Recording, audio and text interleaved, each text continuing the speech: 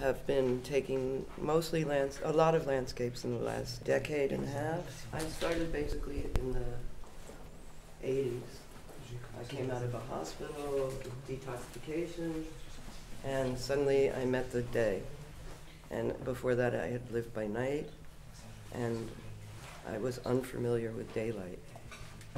So for me it's magic, and it continues to be magic every day. I think the most important thing is to look at the sky every day, to realize how small you are, and to have some notion of something universal and bigger than you. So I watch the sky, and I travel around alone into the landscape, and sometimes I photograph. But I'm not looking for anything pretty. I'm looking for, it's as emotional to me as photographing people were in the 70s and 80s. I continue to photograph people, but I feel more connected right now to nature than I need to. I don't need people in the same way. And I wasn't even aware until 1989 that, and this will be really strange to photographers, I didn't realize that daylight, different times of the day affect the color of the skin. I actually didn't know that. It's funny, but in the 80s I didn't even know that there were gradations of light. I thought it's night and then it's day.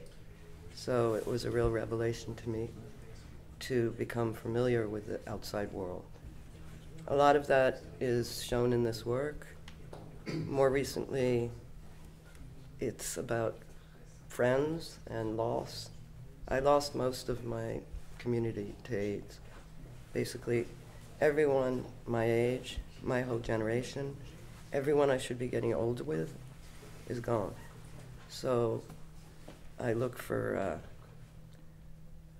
something else. I look for something to fill in the loss, I guess. I'm making it a little more dramatic than it always is. But I also look for dark skies. I'm filled with impending doom. This is not mostly serene work. I'm really worried about the end of mankind. So the work is filled with that fear. There's a lot of stuff not in here, like lots of dark skies over the cities, and I live in this. I live between impending doom and some kind of search for serenity, I guess.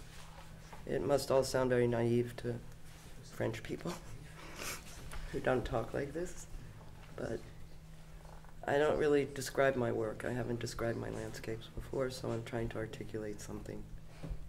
It's as emotional to me as my portraits were.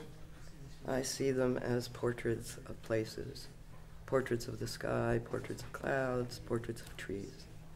And it's a real relief to me to be in nature because I don't have to affect anybody. I'm just, it's me, and I don't have to deal with any effect I have on other people. So it's a freedom for me to be in nature.